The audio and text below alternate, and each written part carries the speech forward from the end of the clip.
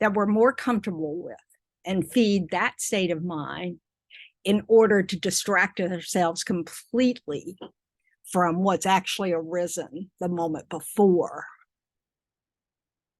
So like sadness or feeling hurt. Often we'll get angry or impatient. We'll do something else that we're much more comfortable with. You know, that doesn't make us feel, you know, like we have to deal with something because it's someone else's fault. So we can direct our attention outwards, you know, and whatever we consider the source of impatience or anger, or, you know, and we're ignoring the hurt or the sadness or just the general even ennui. I mean, you know, we don't like boredom, you know. So this is one of the practices, though, just being able to notice what's going on with me, you know, in every moment, knowing what's going on with me in every moment can help us be more, you know, discerning about how we respond to every moment, you know, that we can choose better if we, you know, don't try to distract us from what we're experiencing or jump to any conclusions about it, or just try to move on. So how do we do that?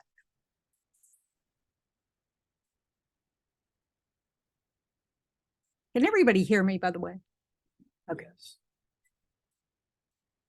And if you don't want to hear me, sorry about that. I just thought I'd say hello.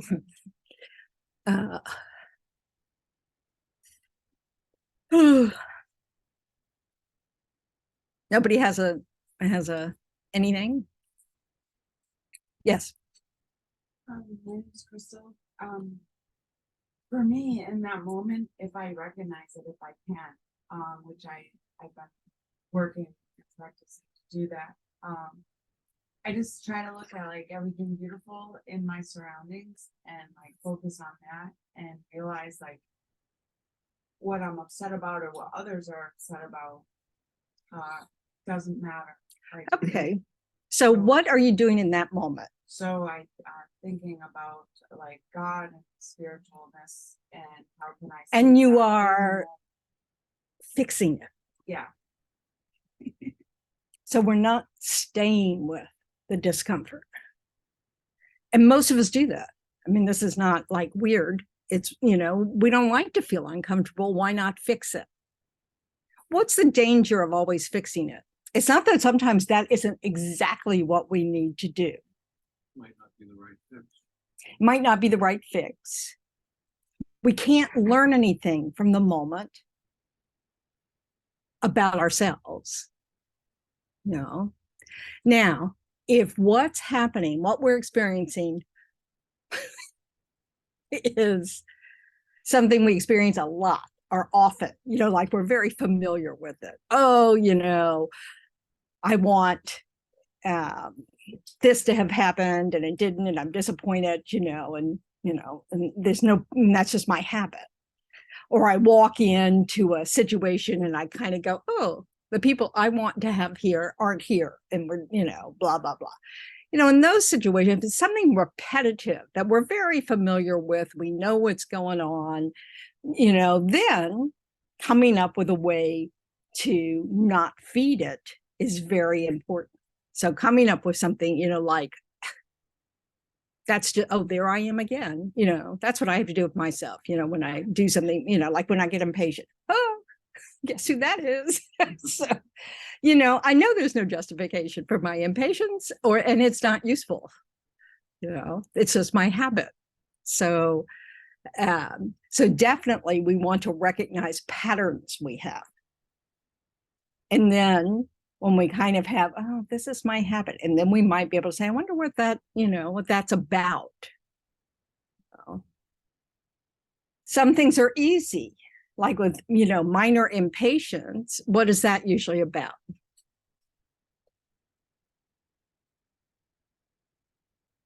Just me? Am I the only impatient person in the room? Now I'm impatient for your answer. Yes, Perhaps it's about control, wanting to control. perhaps it's about control, wanting to control. Well, what's another way of saying ego? So, I want to be in control. I want this moment to speed up. You know. Yes, her name. I think it's like the inability to be comfortable with the situation that is. Because you're out of control. Yeah, I just read a thing from Michael Singer, great writer, North Florida. The living untethered, it's like a confirmation from the untethered soul. Okay. And he says that when the situation comes, you must be able to sit with the situation. You don't do suppression, neither Right. expression. So you just- That's because we want to learn that we can choose how to respond. So we don't want to suppress it because that just is ignoring it. And that can blow up in our faces later. And we don't want to just react. Because if we're not comfortable, what arises in our minds? You of the Buddhist student. I always give pop quizzes and it never works out. Anger. Anger might be there. Attachment might be there. What is it we mean by attachment? being attached to something, grasping at something. Okay. So it's an exaggerated, response to something we like. Or impatience. I want to fix my body by the doctor on my car with the mechanic, and I can't get to see that person for 3 days. I have to wait for 3 days. It's a shocker, isn't it? Yeah, Yeah. frustrating. Yep, it's frustrating. And that's all about us, right? If we let anger arise, what are we doing? What is one of the aspects of anger? Insanity. Yeah, that's one. We're exaggerating, planting a negative seed. We're exaggerating. What are we exaggerating? What we perceive to be the negative qualities. What we perceive to be negative qualities. And what do we have to do? We are externalizing it, aren't we? We're taking our discomfort and we're blaming something else. It's their fault. It's the situation's fault. It's this, blah, blah, blah's fault. It isn't that I'm not in control of how I'm responding to not being in control, to not getting what I want. Yeah. I see it as judgment. Okay. It makes me uncomfortable, so automatically I judge them for being the cause of me being uncomfortable. And that, of course, is a big error. Because we'll never control out here. We'll never control the mechanic's calendar. We're never going to control, how other people are acting. So going automatically to my discomfort has to be fixed by someone else's behavior or speech or going away. Doesn't give us much, does it? Because what do we have to find then? We have to find a whole bunch of perfect people by our definition. Not only do they have to be perfect, but they have to be perfect to us. And then they have to behave perfectly. And they have to have act as if you're the center of their universe. All those things. Good luck with that. But this is what we do. We keep repeating this idea that this discomfort is not under my control. It's someone else's. And we try to change that. And we fail again and again and again.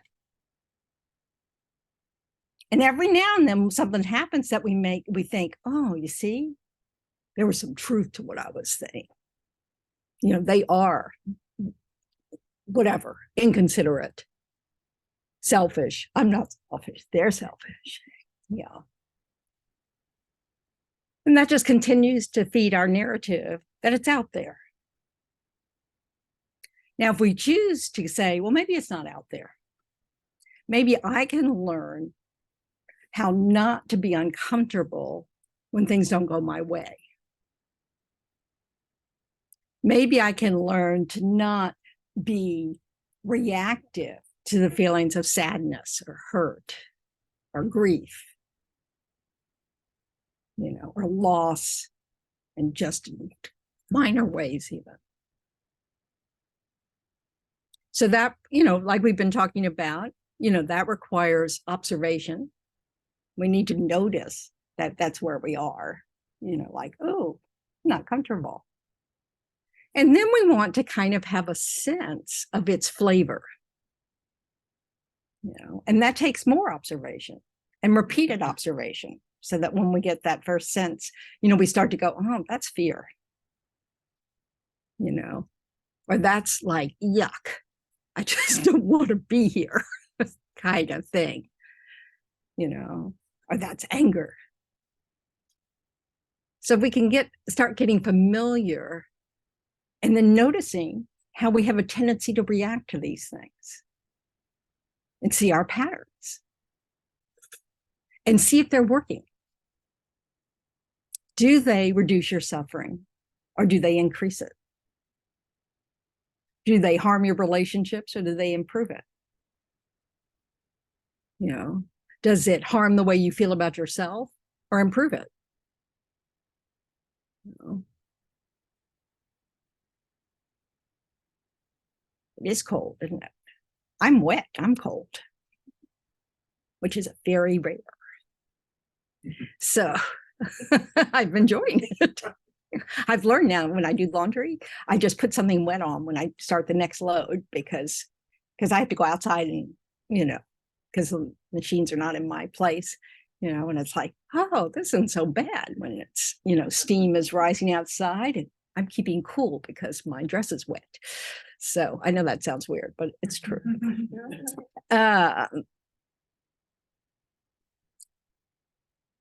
Because that's what we kind of need to do. We need to recognize we're in distress and do something within us to, you know, either reduce the likelihood of us being distressed in every time this kind of situation occurs, or at least just recognize, what can we recognize? What are all the different things we've been talking about for months? I'm sure y'all are on top of it. It's not permanent. It's going to change. This moment doesn't last long. It's not the way we see it. It's not the way we see it. And that brings me to a thought I had yesterday. I had many thoughts, but I had one yesterday that I held on to. Is that when an event occurs, we're seeing that, you know, a small portion of time around it, right? You know. So we're seeing it out of context. There's a whole history to every moment. You know? And according to the Buddha, that history lasts as long as time. You know? So if we're looking at situations from this narrow context of just now, then we can jump to all sorts of faulty conclusions. Like if a stranger does something that we consider as mistreatment, what do we often do? Judge. And how do we judge?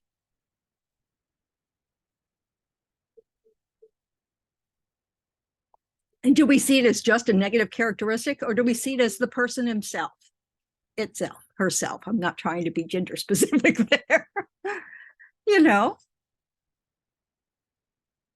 that's totally out of context, isn't it? Because we've seen this, what, maybe 5 seconds of someone and we decided they're bad.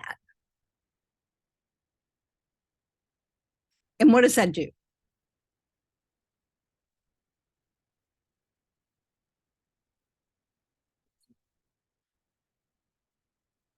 I couldn't hear you. Feeds into the illusion. It feeds into the illusion of the moment. That's a fancy way of saying what? Okay. It's an oversimplification of actually what's going on. Oh, Ignoring the complexity. and it builds walls. When we see a very narrow, if we constrict our experience down into like a little tunnel, and we just, we just go, oh, they're a creep, or how rude. And we really do leap from how rude to rude person, And rude person forever. Oh, and a rude person forever. Boy, I hope I'm never served by that guy again, So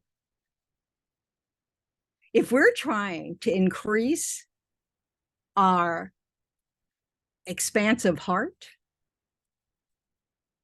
trying to become more compassionate, more loving, more aware of the suffering of everybody, including ourselves, we need a wide lens experience. We need to recognize, especially in those moments where, our button's been pushed, so to speak. We want to step back and remember we're seeing it out of context. We're seeing this person, all the people involved are out of context. It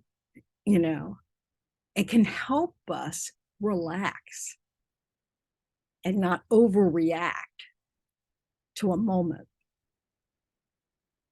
It's sort of like in relationships, and going, we say loggerheads. What does that even mean? Is there a shark or something called a loggerhead shark? Was it a whale? Turtle. That didn't make sense to me at all. Okay. So, but we're having a fight with our partner or a disagreement or just generally not happy, kind of thing. What can we forget if we're in that narrow space? Do we know who they really are? What else what do we forget that's critical? That That they're more than that. What, Mary? That they're suffering too. That they're suffering too. How about this is someone you love? This is someone who loves me.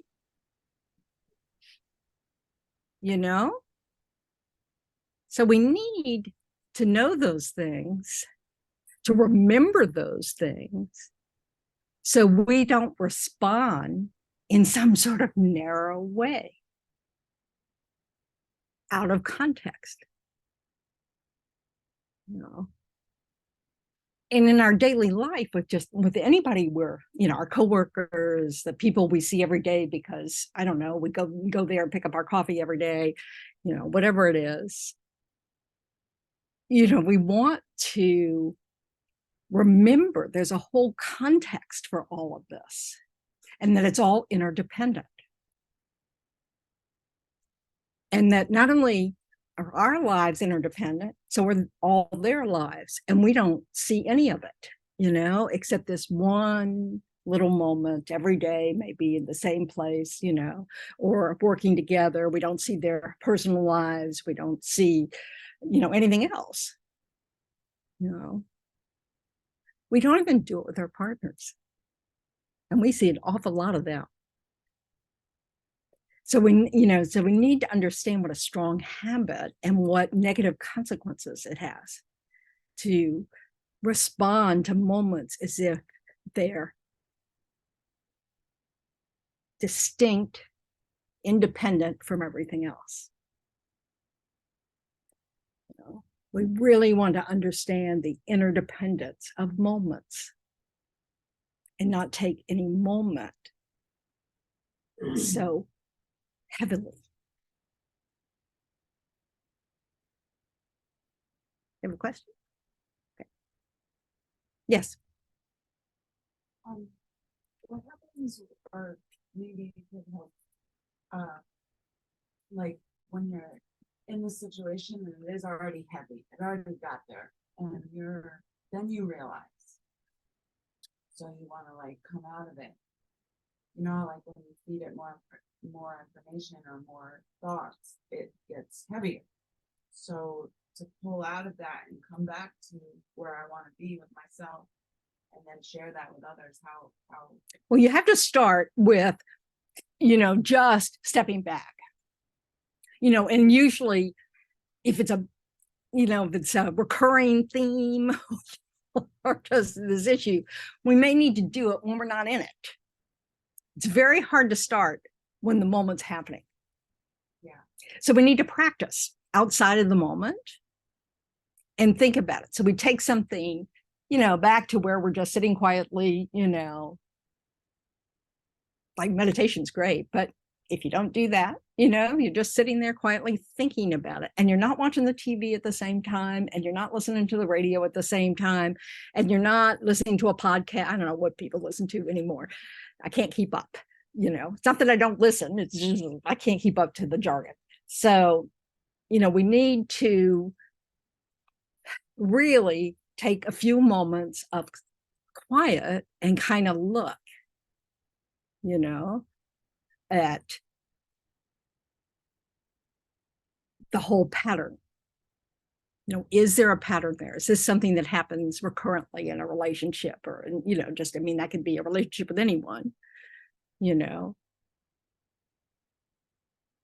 explore it a little bit. Just let just sit and let it kind of bubble up. And then when you kind of go, oh, I just, I feel hurt, say, for example, what they said hurt me. Then you can kind of, okay, then you can use your reasoning to look at that. Why does it hurt? What does being hurt say about my beliefs, about what was said? So we talked about this a little bit, I think, last time, or I don't know, who knows? We talked about self-worth. Yeah, so self-worth often comes into our pictures, right? We think, oh, if they could say that to me, I must not be worth much. Or I really am scum, who knows what they've said to you, or I'm not worthy of their consideration, if they've been inconsiderate, and you think, well, obviously I don't count. So then we need to say, am I believing it just because someone said it? And is that reasonable? How accurate are your judgments? Do we think other people's are more accurate than ours? So we really want to kind of look and kind of go, well, maybe that's not true. Or if it is true, why do I think that I'm the only person in the world who's not perfect? We want to see how far our reaction is. Do we go off the scale, and every time someone seems to look at us funny, feel like the lowest of the low? Because some of us have really deep lack of self-esteem issues. Or do we just kind of wobble? So we spend our day wobbling. When someone says something nice to us, we kind of wobble up. When someone says something hurtful, we wobble down. So we want to notice where we are. Certain people seem to have a lot more power over us, don't they? Why is that? They know our wounds. They might know our wounds. Well, we give them that power. All of this is about the fact that we actually have more control than we think we do about how we feel, not about what they do. Tendron, can I say something? It's Yes, here in please, Zoom Elaine. land. I'm here in Zoom land. I noticed with myself, and this topic is so on point for me today, because this actually happened to me last night. I noticed Okay. that a lot of my reactions are based from my childhood, a lot of them. Experiences that I had with my own family, they get projected into other relationships. and Okay. situations. And it's really, really, I mean, I work on this actively, and it really Okay. is so difficult to get rid of those habits. So difficult. Why? What is it about those people that we think have so much more power, or we respond as if they have a lot of power? We care more. We're invested in the relationship, aren't we? Yeah. What are we most afraid of? For me, it's loss. Loss in the form of rejection. We lose that relationship. Right. In other cases, it may be that it will continue. It depends on, what it is. So we need to understand, we need to find the I in the picture. What's in it for me? What am I afraid of here? What am I afraid of losing? Yes, gosh, Graciela. That I care about the law. I care about the laws because I have an exaggerated view of their perfection. Okay, so you care about the loss because you have an exaggerated view of their perfection, of who they are. What else might we be exaggerating in these relationships we find? Yep. The other individuals, what they might think of you. Bad or good? Maybe in a negative way. Okay. So we might be exaggerating the other person's view that because they said this, it wounded me or awakened a wound, then they don't think much of me, or they're trying to hurt me. Okay. We can't live without them. That's quite often the case, isn't it? Why would we think we can't live without them? After all, most of us lived without someone for a long time before we even met them.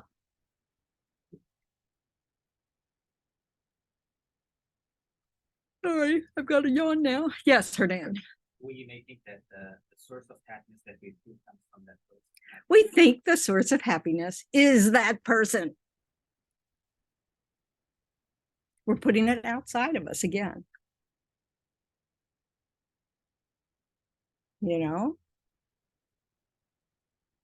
That doesn't mean we don't gain in our lives by relationships. Of course we do. We're interdependent, we're social, all that stuff, But putting all of our expectation for happiness in the hands of someone else is, again, this fantasy we have that if we can control what's out here, we'll be happy. And it's not true. It's just not true. It's a lie we tell ourselves, or that we've fallen for our whole lives and we brought with us from previous lives, according to the Buddha. So what do we do with that?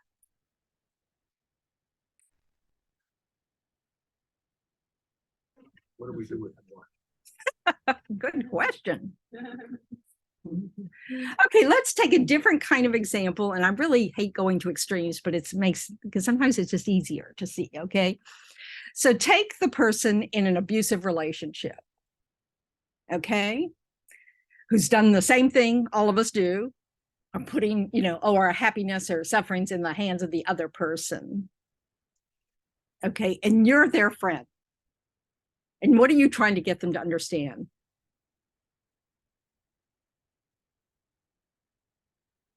We're in an abusive relationship. Yes.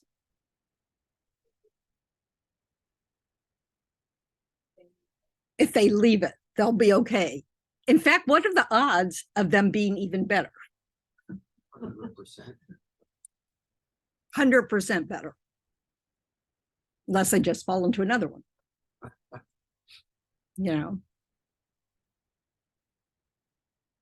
So this sense that our happiness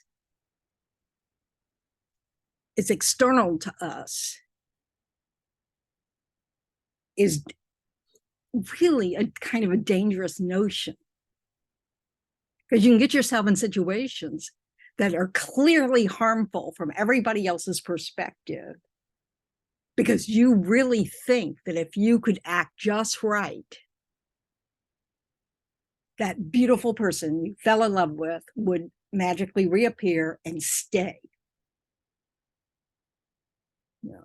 It's ironic that we think our happiness is in other people, but our suffering is our fault.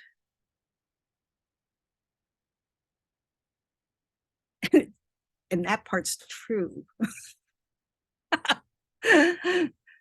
But the point is that obviously, if we can think that our suffering's our own fault, we can learn to understand that our happiness is our own fault too. That we're responsible, no matter where we are on our mental states, for our happiness or our suffering.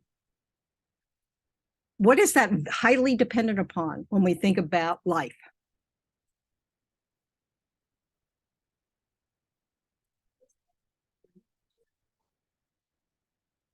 Understanding the true nature of how things exist. So according to the Buddha, what is that? We cause more. Because we're under the delusion that things exist in a certain way that they do not. Like we think they exist and have our happiness in their hands, you know? Or we think that our source of suffering is external to us. What do we know about life in the world?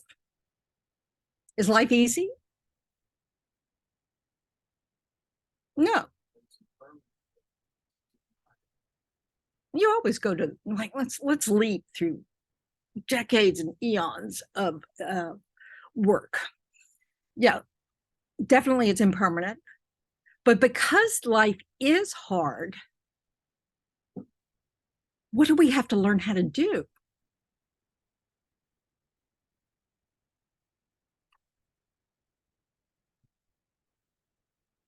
We have to have equanimity. We have to be able to control our own state of mind. Yes, we have to understand that if we want to be happy, we have to not be so thrown by the fact that life is hard. You know, if we wake up every morning and expect the world to be kind to us, you know, then we're asking too much of the world. It's not fair. It isn't fair. It's terrible. As far as the world's concerned, there's no kind or unkind. What world are we talking about? We put the good and bad. It's all about people, isn't it? About our minds. You know? So we need to remember that when we have the flat tire or the car wreck or the illness or our friend's illness or our parents' illness, you know, that, yeah, this is what life is like. We're going to have sorrow. We're going to have things that feel unfair and are just totally, you know, not going to be able to do anything about it. And if we can't tolerate not being in control, how happy do you think we're going to be? A lot less.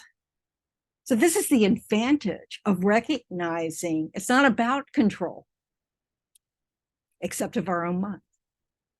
That we can learn to not be reactive. We can learn that our self-worth isn't determined by what's happening.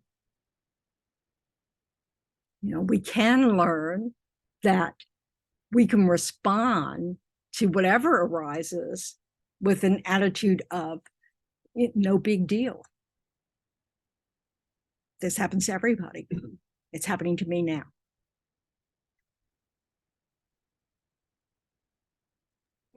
And that's Sorry. again, yes. So there's been a comment in the chat from Lisa. I guess it's for the question, what are we afraid of? She said rejection. For Yes. quite a time.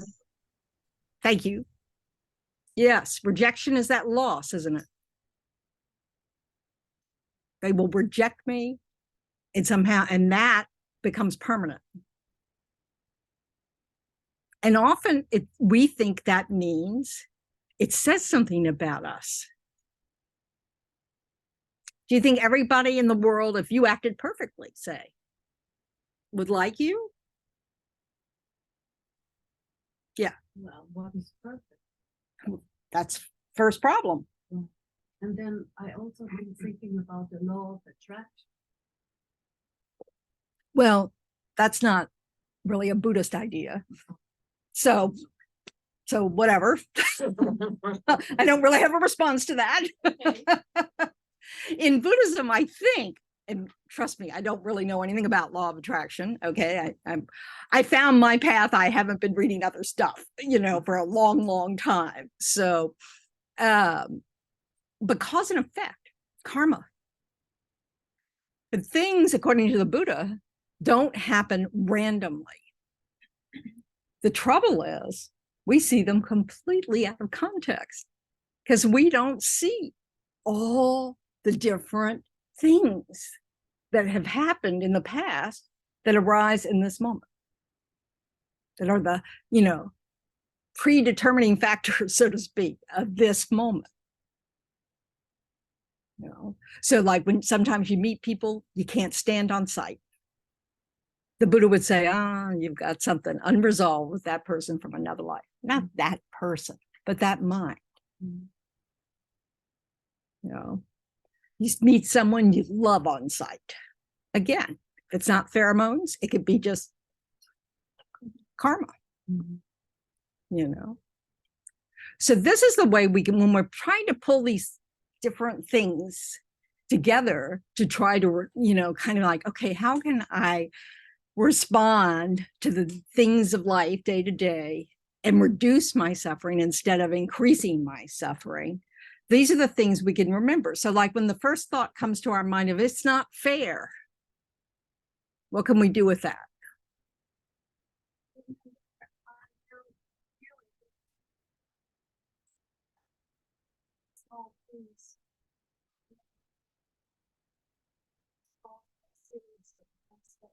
And you're one of the causes. Just, somewhere along the way, So acting is, and also, we're never the sole person on the planet who's experiencing this, not even in that moment.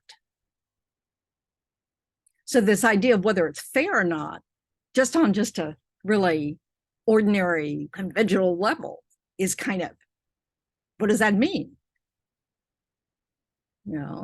What use is that piece of, does it make us feel good when we think that? What does it feed? Suffering. And indignation. Because then we can go to how dare they make me feel. Then again, we're externalizing it. It's their fault, whoever they are. And we use that phrase, don't we? Oh, they did that. Meaning whomever that we don't like in the moment. So we really need to understand that we can use the idea of cause and effect, that it's not randomness. And you look at the world, nothing's random. We can explain hurricanes. We can explain all kinds of things, can't we? What we think is not explainable is things with a mind, behavior from the beings with a mind. But can't we kind of predict how we'll react in many situations? Because we're not random either. We have habits. We have beliefs. We're acting out of those beliefs. Or sometimes we've adopted someone else's beliefs and we're acting out of that, So it's worth kind of at least having a thought pop up for those of you who are Buddhist or kind of gravitate that direction, that, Cause and effect are at play here. So I'm not innocent here. It's just that, you know, I probably did something 3 billion years ago that's resulting in this. And everybody that's experiencing something bad is in the same boat. Everybody who's experienced something good is in the same boat. It's just cause and effect in operation. We don't have to sit there and think, I'm a terrible person because this is happening to me. That's not true. We also don't have to think that person is a terrible person because they're involved in this thing happening to me. You know, we can, you know, because all that doesn't help. But if we think, okay, so this is what is happening to me, how can I handle it without making it worse for myself, and how not making it, not sort of creating the cause to make things worse for myself in the future either. So this looking at ourselves in context with how we are in the world, is that part of the idea of having more positive attitude about life? No, it's having a more realistic attitude about life. Because according to the Buddha, there's the truth of suffering and we want to get out. So we don't have to necessarily have a positive outlook, except about the fact that it can stop. And one of the methods for getting it to stop is to see things how it is. And there's another part. What's the other part, Rebecca? Knowing that it can stop, that there's a cessation. There's a cessation of suffering. Cause. There's a cause for happiness. There's a cause for the cessation of suffering. And the causes for that are knowing how things actually are. Big heart, compassion, perfected, you know, love and compassion, all our good stuff, our Buddha nature. You know, that we have the qualities that we need in order to end our suffering. You know, so we're not starting from scratch. Yep, did you have? Yeah, I was gonna elaborate on what you mentioned. Like one of the tools that I've learned from you for over the 6-7 years was I was starting my day. And I think one of the things was to generate the compassionate side before entering in with other conversations my mind listening to, was to be with myself and actually kind of create a moment where I made an intention and where I was going to come. Okay. It was a 5-minute meditation in that sense, but I was going to state that I was going to think with my heart and from love and compassion. And what does that need to, what is the foundation for that? That attitude of wanting to set a positive intention, wanting to kind of keep compassion present, loving kindness at present. Again, self-worth. Okay. In Buddhism, if you're trying to also understand how things actually exist, what's one of the keys we have to understand? These are big test question. Everything is interdependent. Everything is interdependent. So our attitude, like Steve was saying, you know, having a positive, you know, motivation anyway for your day. And that positive motivation does not have to be something like, oh, everything will go right. I'm only going to notice the good stuff. No, it's about, I have what's needed to handle today without becoming a raving maniac, you know, because we have our good qualities of loving kindness and compassion, and they matter because we're interdependent. So being able to treat each other with kindness and respect and just even a moment, you know, that patience thing, and not reacting just because we don't like this moment, you know, and trying to encourage ourselves to feel, you know, that this person's in the same boat I am. So if they're being rude, there's some sort of suffering behind it, and not getting caught up in don't be rude to me. This grasping at somehow this I's reputation and how you treat me is the most important thing, as opposed to how do I respond to you because you're important, regardless of how you're treating me in this moment.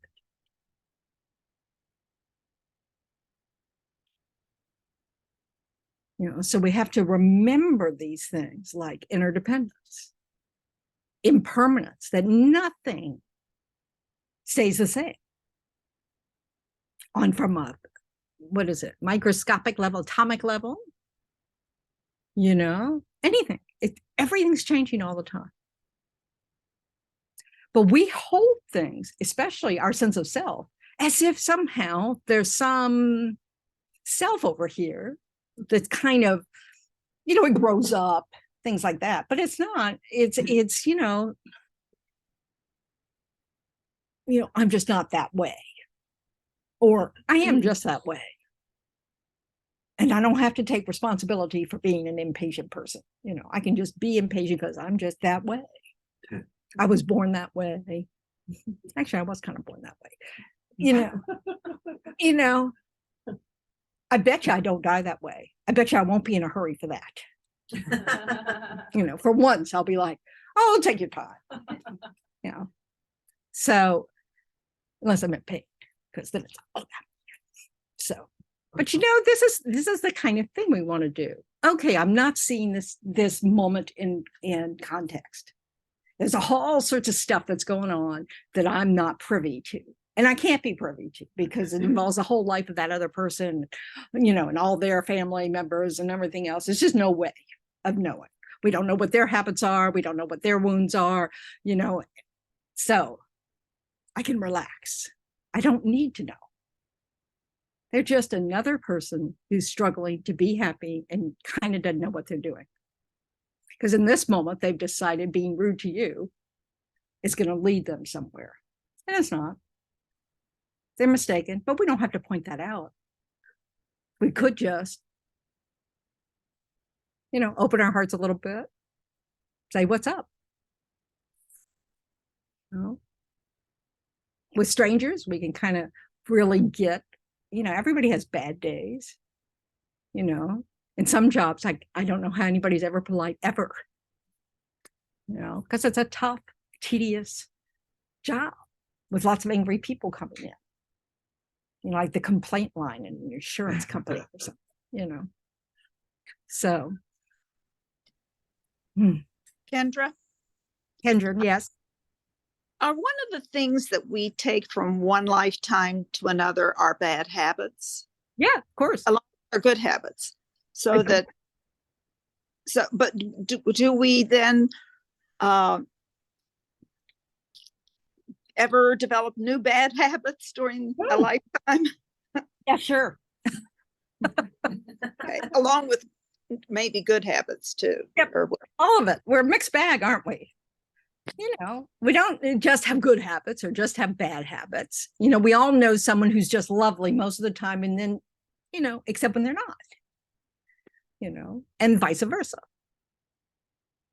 So yeah, we bring our habits with us, but we have experiences and we either feed those habits and sometimes we waste our good qualities. According to the Buddha, having good resources like lots of money, power, all those things, those come from virtues in the past, from positive, good actions. And then what do? They kill 5 million people. 6 billion people, because they've got all this power, but they're, they've lost their heart. They totally misunderstood where their happiness comes from. They think it's from getting rid of everybody they don't like. So we need to see that that's why we want to really rejoice when we recognize our good conditions, oh, this is wonderful. This is not random. This is the result of past positive actions of body, speech, and mind. Let me continue doing that. So if you have good resources, give them away. Be generous. That just guarantees you'll have resources in the future. You have to be wise. You don't give all your resources away in this life and then, be broke the rest of your life. That's not wise. But it means we're not tight with our resources. Like we can't share,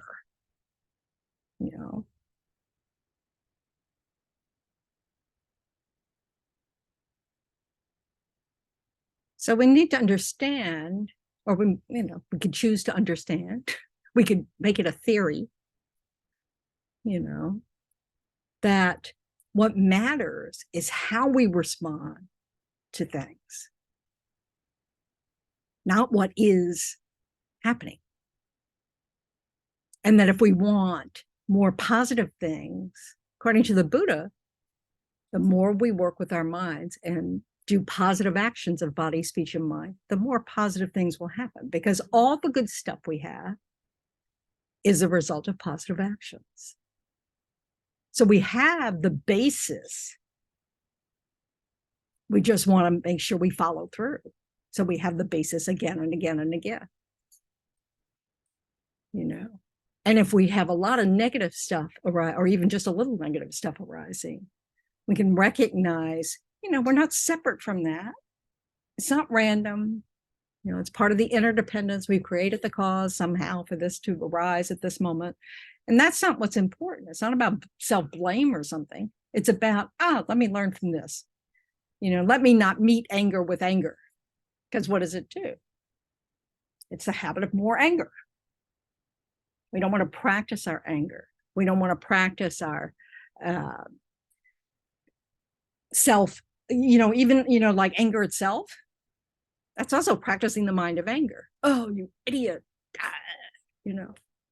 There's no need for that.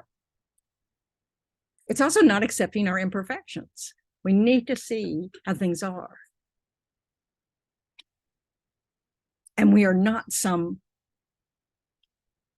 independent self that's fixed somehow. That we're just, that some days feel like we're carrying the burden around of who we are, And other days it's like light because we're so great. We're neither one. We're just a bag of stuff. But mostly we're just moments of consciousness, moments of mind. And how we use those moments is what's going to determine whether we suffer more or suffer less. Yep. Yep. So now that we know we should not have overreaction, we should have a realistic view about the world, right? And most people, maybe 99% people, have unrealistic view. Maybe they and also react. So that's like a default human behavior. It's a default of human behavior because we don't have things are. Right. So, well, maybe it's also very difficult to achieve ability to have a realistic view all the time and not reacting. Yeah, of course it's difficult. It takes effort. So the question is now, we know the problem, we know the solution. Thank you for enlightening us on that solution. The question that I have is on implementation side. Okay. How can we develop? And this is what I mean. You have to sit and think about your responses to things. And then you have to use your reasoning to see if it makes sense what your responses are. We have to assume we don't know what we're doing. So then we have to look elsewhere for some guidance, but mainly it's just looking, going, oh, how did that help? How did me getting impatient help that situation? So maybe reflection, contemplation, meditation, also reading more about the mind, thinking, really understanding what the possibilities are about the mind. In Buddhism, the mind is both the heart And, you know, what we call intellect, it's a separate emotion and reasoning, I guess, is what our culture tends to think of it as. In Buddhism, it's all mind, you know? So there are parts of what we would call emotions that the Buddha would say, that's what we want to cultivate: compassion, love. Now, it has very specific meanings in Buddhism. Love does not include attachment, because attachment's an exaggeration of the good qualities of someone. Okay? But love is the genuine wish that others be happy. Compassion's the genuine wish that others be free of suffering. You know? Things like greed or anger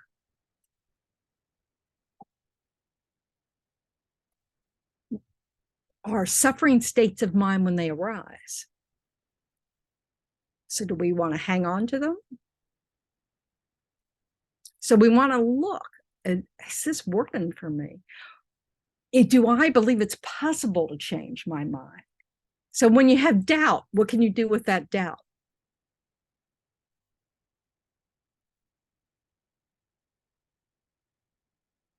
The mind, according to Buddhism, is clear and knowing. It's our facility of awareness, our faculty to have clarity and awareness. Mostly we have it garbled with unwisdom. That's not a word. Afflicted wisdom. What you can do is check on your past at the times that you had success in changing your mind. So that's what you do. You look. Have I ever changed my mind?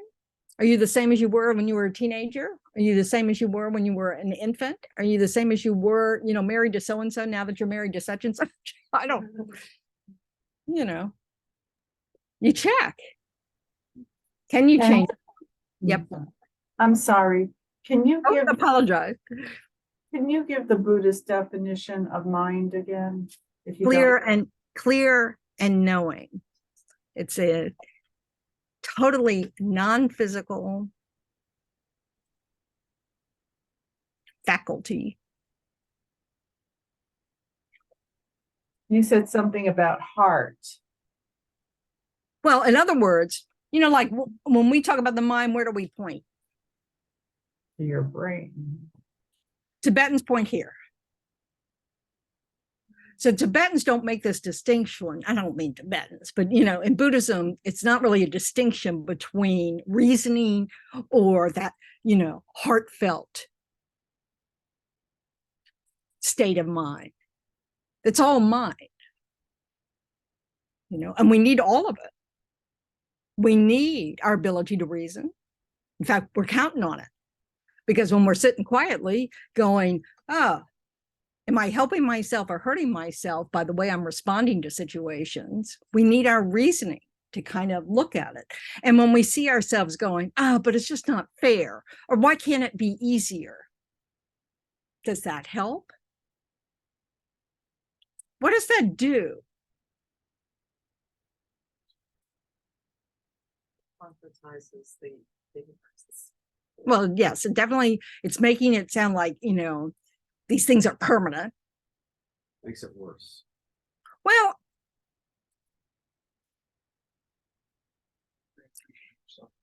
it makes us do nothing. If it's just that things aren't fair, why do anything? If it's just random, why do anything? You know? If we get stuck in the, you know, if onlys, well, that's not what's happening, is it? Whatever that if only thought is,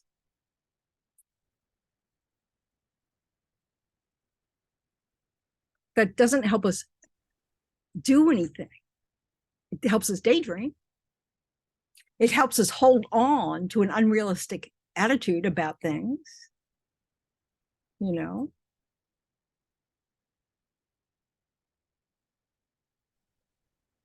Sorry, Venerable, there's a question in the chat. And the person, Terry, he said he doesn't have a microphone. Okay. The question is, I have it. Thank you. okay. Okay, if I behave in a compassionate way in a difficult situation, giving the cause and effect of conditionality, can I possibly stir compassion in those around me? Yeah, because it's so necessary to change others. See, we need to get out of that habit. Maybe it will. Maybe it won't. It's not the point. The point is, if you want to take control of your own suffering, you have to control what you do, not what others do. Doesn't mean we don't rejoice if someone else displays their Buddha nature with compassion and love and patience and generosity, you know. But it's this, there's no, I mean, again, we're interdependent.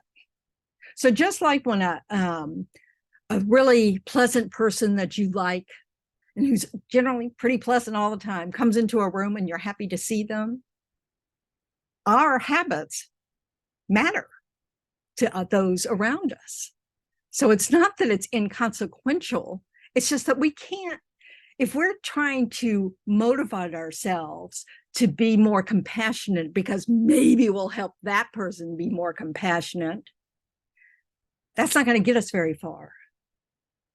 Because then it's all dependent upon whether others do what we want them to do. And that's what we kind of are doing already. And it's not reducing our suffering because we can't control what others do. Yes, Hernan.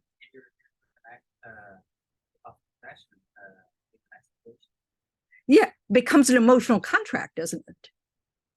I'll be kind and patient and loving towards you if you do it back. You know, and I don't know anybody who signed those contracts, you know, but we act as if they have, don't we? You know, when they, how dare you treat me that way? Don't you know I'm special? Didn't you sign that contract?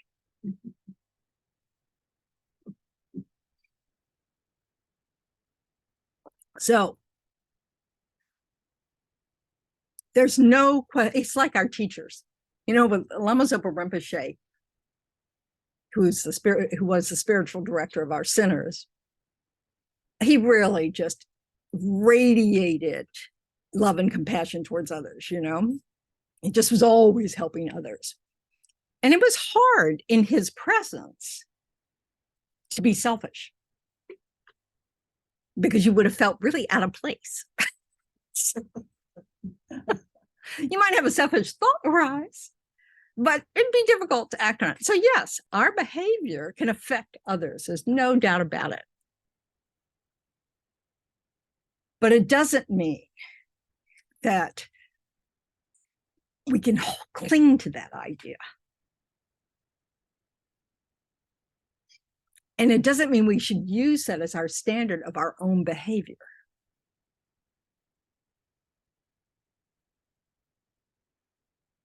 Because if we want, you know, to feel good about ourselves, have self-respect, all those kinds of things, it's what we do that's going to determine that.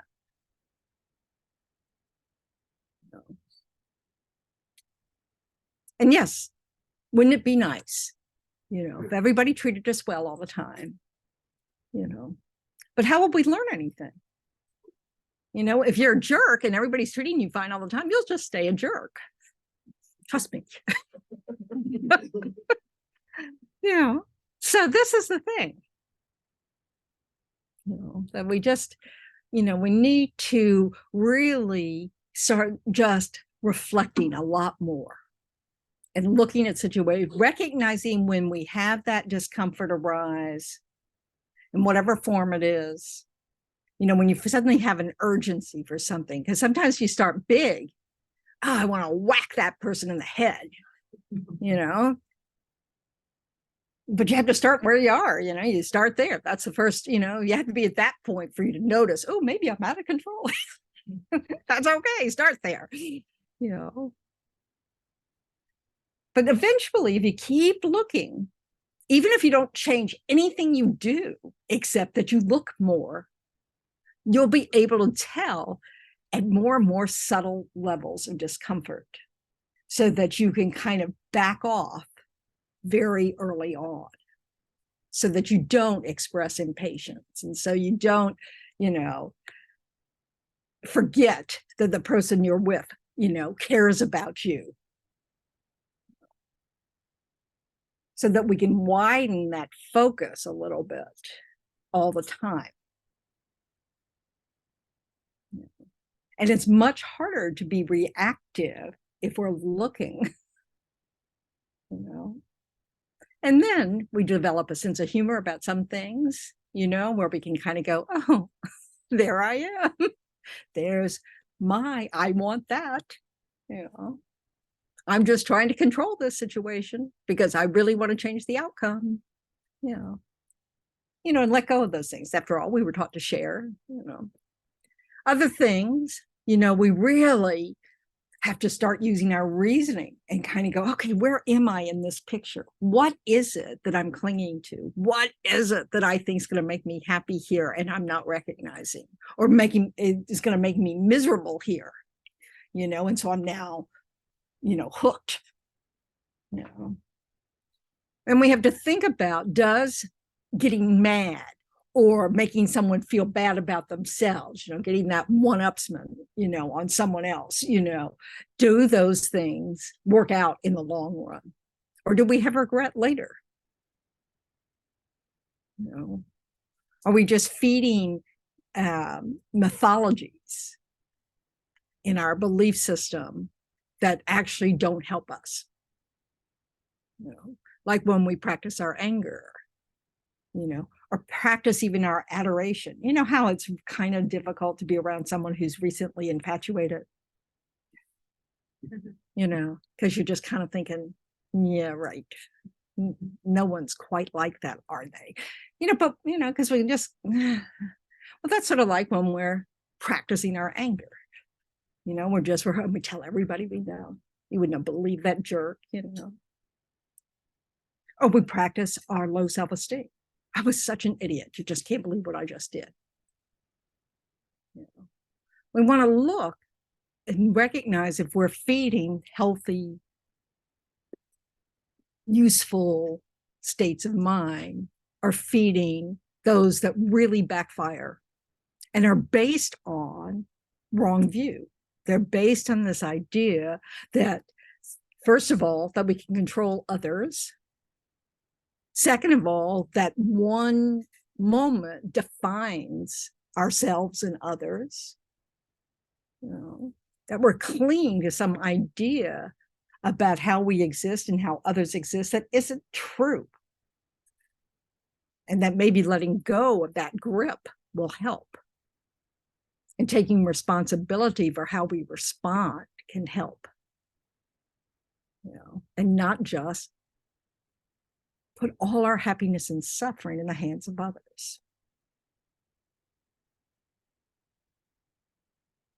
How you doing?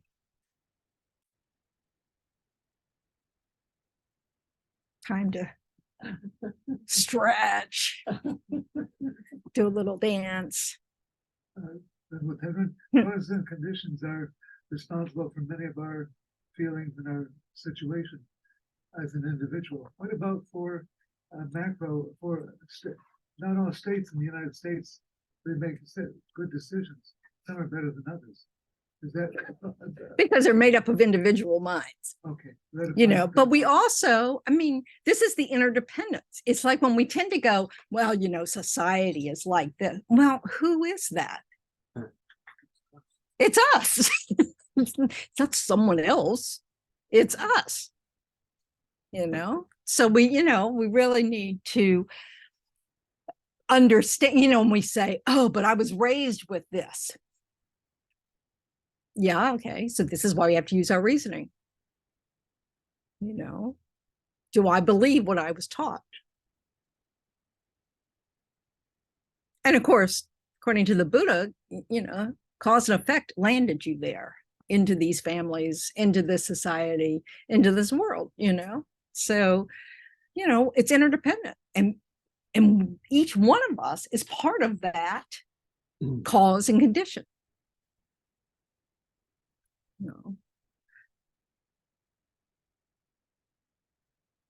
Okay.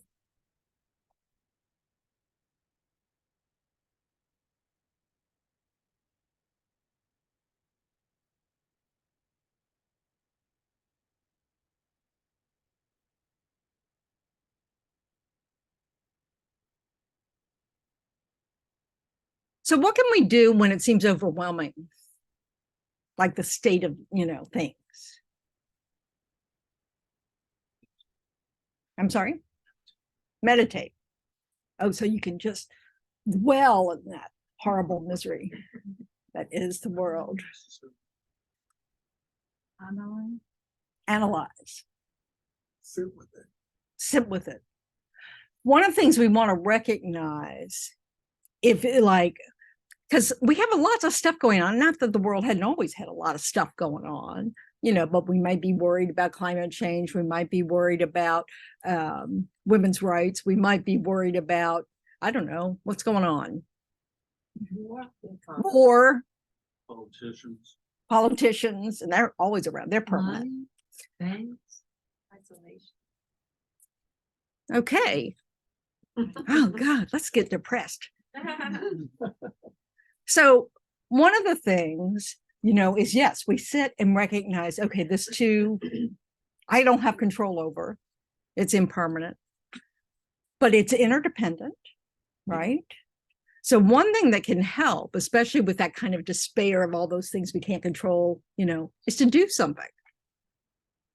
If you're worried about climate change, do something.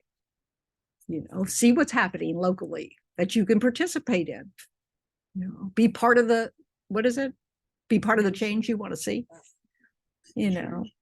See what you can do instead of focusing on how big it is.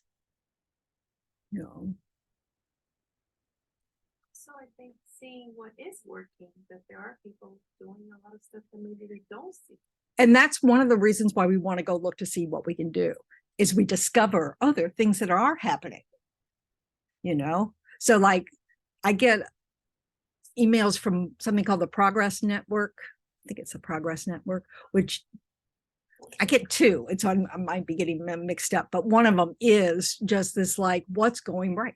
Who's doing what that's like seems to be helping, So that it's just this reminder. Oh yeah, okay. But we can be part of that solution. We can be, because we're interdependent anyway. We know we're part of the problem. How many people rode in a car here? Yeah, we're dependent on that, aren't we?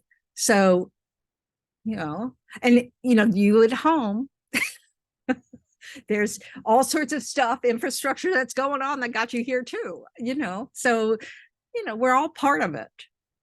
If you're worried about any issue really that seems out of your domain, well, if it's part of your society, part of your community, part of you, there are things you can do, and you might want to look into it. If you're lonely, what can you do? This one's hard.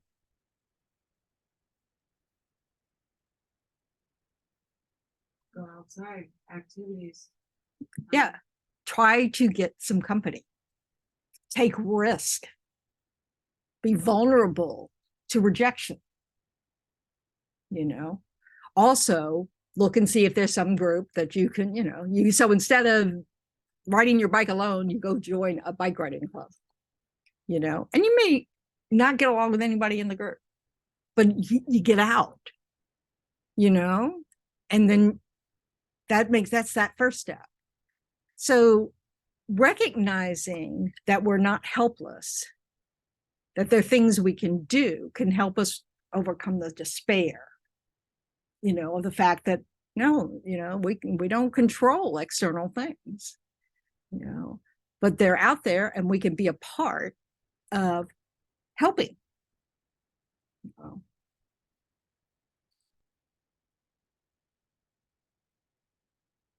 And yes, and what next? But How about we try to get comfortable with ourselves so we don't feel lonely? That's also part of that picture, is that loneliness is not a fault. Or let's put this a different way. Being alone does not equal loneliness. But loneliness also, we are social beings. So if we find that maybe there's something we can do to help us get out of this very isolated world, you know, we're not in the pandemic at the moment, you know, that maybe there are things we can do. So we want, you know, so it's not just that we have to just settle for the state of the world, you know, we can become interactive with the state of our world, you know. So, okay. It's so weird to look down and see you typing people's questions into here. And I think, didn't someone just say that? Yeah. Yeah. I used to precede it with a comment from Gampo, but then I realized the name of the account is Thubten from the Gampo. So it should be obvious. Yeah. Yeah. Okay. Except to me, No, except to me, probably. I'm just teasing. realized Yeah. Anyway, okay. So we're out of time. So, but this, you know, hopefully this gave you some food for thought, you know, that you can sit there and think, okay, let me think about this, because that's what it takes, is we have to keep thinking about it. And we need to take moments that we experience and go, yeah, that was miserable. And then think about it, try to find the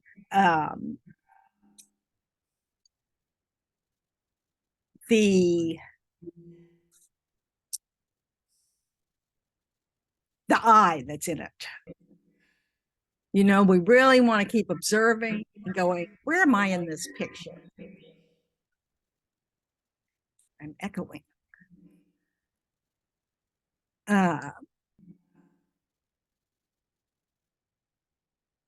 You know, that's really critical, because, you know, just being able to see, oh, I just want this, and that's not going to happen.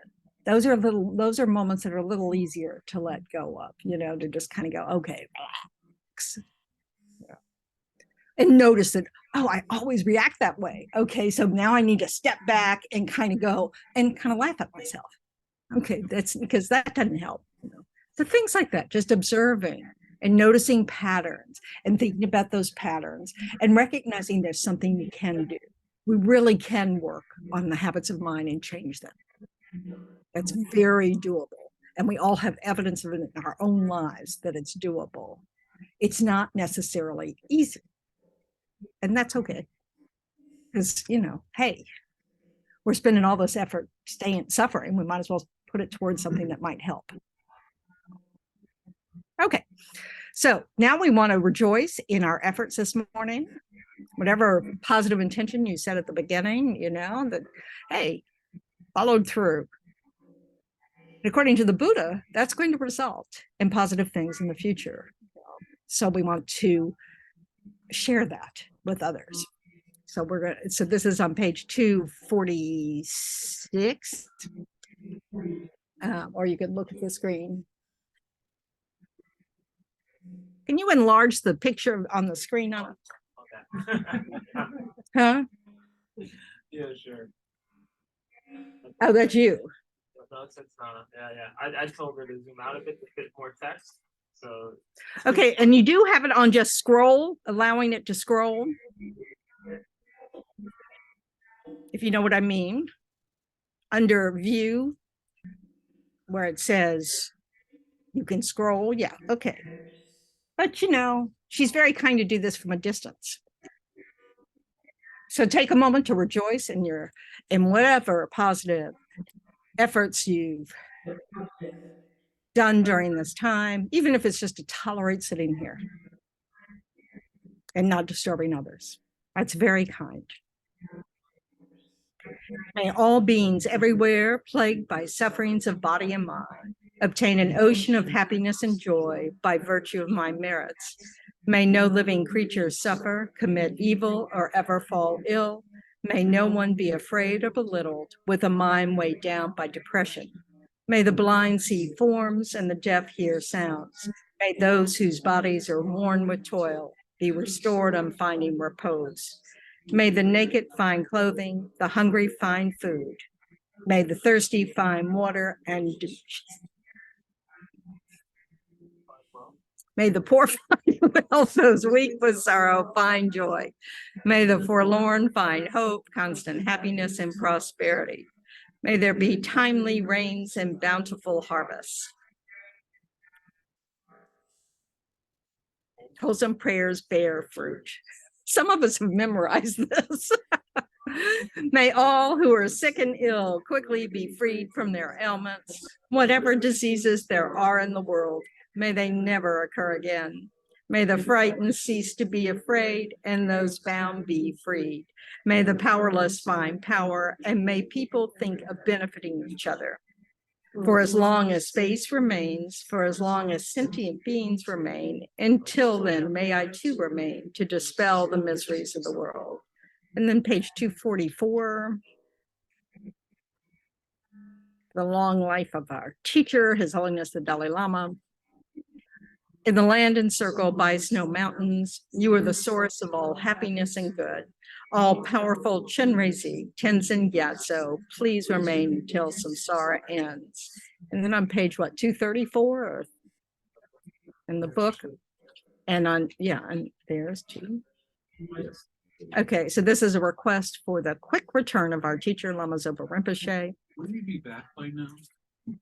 Actually, they say it takes a couple of years usually to find the reincarnation. About 3 weeks. Now, death, you've taken a new body within 49 days, 7 weeks. That doesn't mean we found you.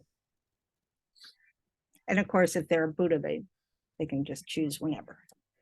So, fearless teacher and assembly of the children of the victorious ones, Sravakas and Pratyeka Buddhas, victorious Lozan, father and sons, along with the lineage masters, all the objects of refuge of infinite lands, please bestow the virtue and goodness of accomplishing this prayer here and now.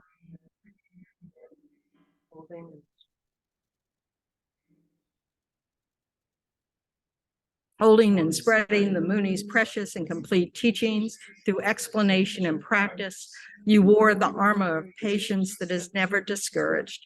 Incomparable Venerable Guru, to you I make request. While striving single-pointedly for the sake of the victorious one's teachings, the sole gateway through which all benefit and happiness emerge, and for mother living beings, you suddenly departed to peace. What a great loss. Nevertheless, through the undeceiving truth of the blessings of the ocean of the three jewels and the great waves of bodhicitta of the children of the victorious ones, may the smile of a reincarnation swiftly beam in glory for fortunate disciples.